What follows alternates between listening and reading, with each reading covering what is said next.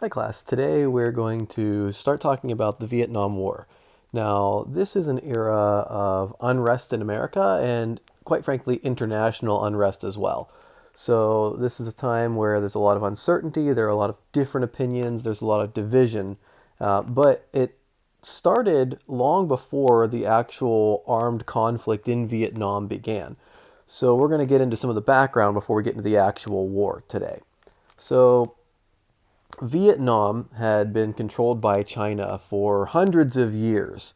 And then in 1940, during World War II, as Japan is just rolling through a lot of nations and trying to gain a lot of control around the world, in 1940, Japan ends up taking over Vietnam. And if you remember your World War II history, they also took over the Philippines, and they were taking over a lot of areas in the Oceania area as well, and areas of Asia. So they took over Vietnam. However, after World War II, once Vietnam is freed from Japanese control, France takes it over as a territory. It's referred to as French Indochina. And when France takes it over, they take it over during an era where there's a lot of tension because since the early 1900s, so before Japan took over Vietnam, there was a lot of nationalist sentiment that was growing in Vietnam.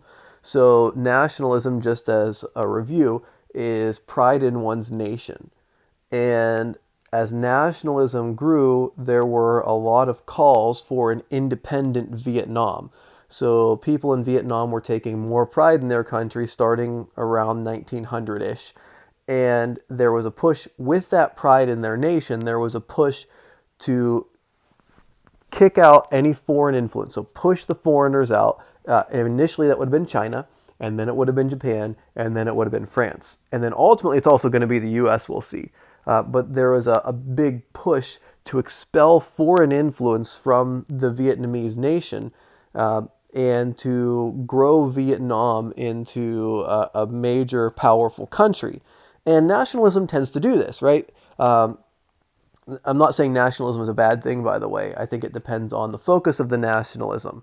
Nationalism can have positive benefits. It can also have some negatives, right? It just depends on how it's approached. So the nationalist sentiment had been growing since the early 1900s.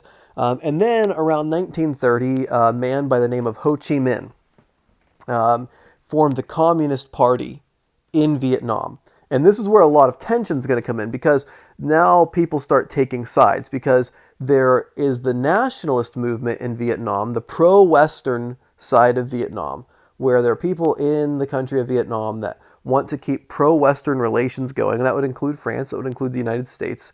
And then there are those who want to separate and make Vietnam a communist nation that would align more with the ideals of China and Russia. Now, keep in mind that I'm getting a little ahead of myself with China, but there was a communist movement in China concurrent with this communist movement in Vietnam. All right, so there's influence of communist sentiment in China while there's influence of communist sentiment in Vietnam. And Ho Chi Minh is a communist and he's pushing for communism in Vietnam. However, he has to leave the country because there's some tension over the communist movement in Vietnam and he flees the nation until 1941. And when he comes back in 1941, things aren't very good in Vietnam because instead of being controlled by China, well, they got rid of one controlling nation, but they exchanged it for another one. And so now they're under the control of Japan. And people in Vietnam are looking for hope. They're looking for a leader who's going to lead the way to expel this foreign influence, right? So Ho Chi Minh comes back in 1941, and he's pushing very hard for communism and for independence in Vietnam. And this is going to cause a rift in the nation. People are going to start taking sides, and there are two major camps. Let's say just like in the American Revolution, I guess there are three camps. Because in the American Revolution, there were those who were the patriots, those who were the loyalists, and those who didn't care. And it's usually broken up into thirds.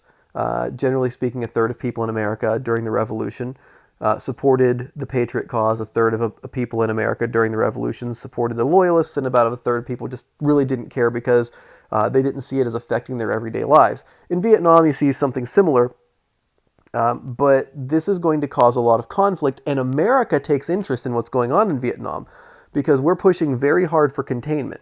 So while this starts blowing up after World War II, the Cold War starts to heat up.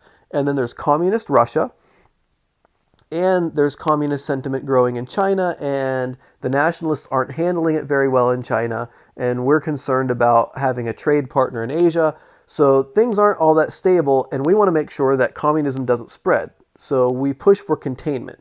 And if you remember, by way of review, containment theory is the idea of keeping communism in as small a region as possible. So if communism spreads to a region, try to contain it in as small a region as possible. And also there's the idea of domino theory, which is that if one nation in a region falls to communism, unless that communism is contained, communism will spread and topple all the other nations in a region, and then the whole region will become communist. So America is watching very closely what's going on in Vietnam. And France is trying to keep the peace, they're trying to keep control, but armed conflict starts to break out in Vietnam. So a revolution occurs. And France is trying to suppress this, but they ultimately give up in 1954. They just pack up and leave. There's a battle, Dien Bien Phu, and the French just get wrecked.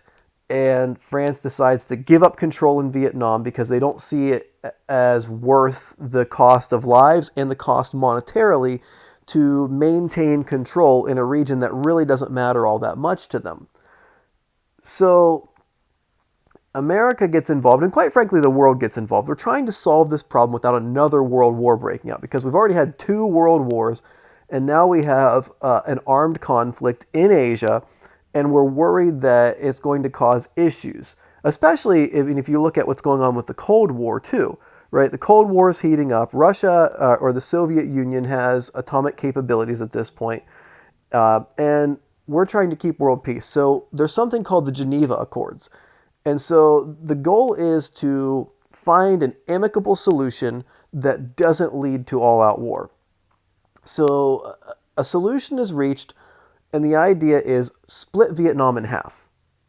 Now, this is already after, by the way, if we're just keeping our timeline in our minds, this is after the Korean War, okay? So France is out after the Korean War. So armistice in the Korean War is about 1953, and this is after 1954. And the Geneva Accords happen after this, and the idea is keep the peace. Well, we had a split in Korea. We have North Korea, we have South Korea. One is communist, one is nationalist. Why don't we do that in Vietnam?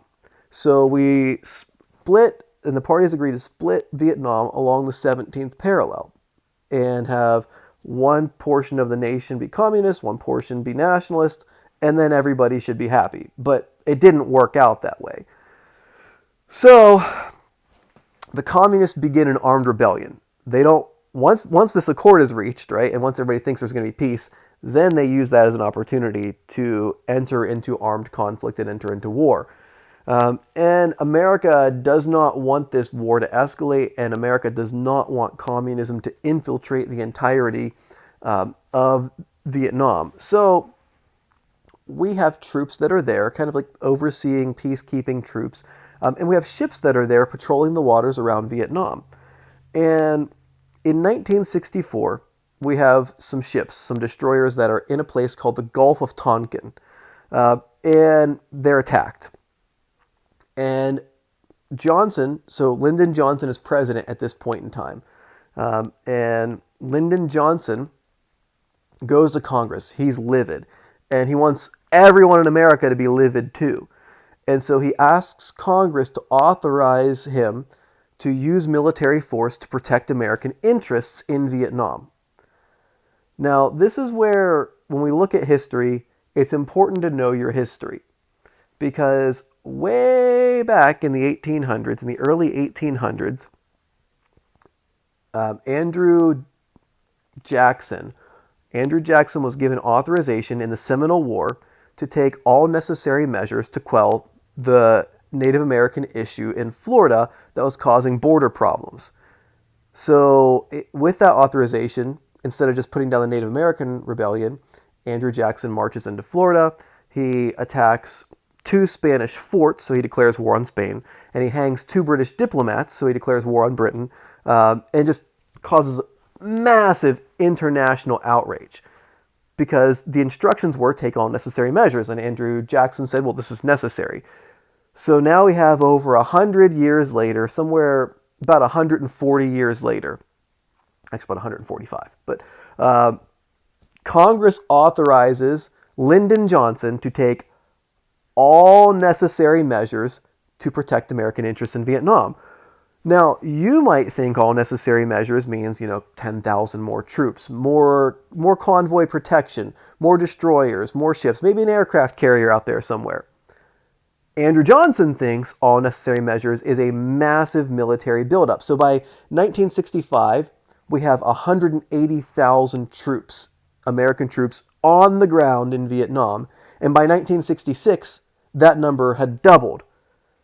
All right, so all necessary measures means different things to different people. And we have over 250,000 troops in Vietnam 2 years after he's given authorization for this.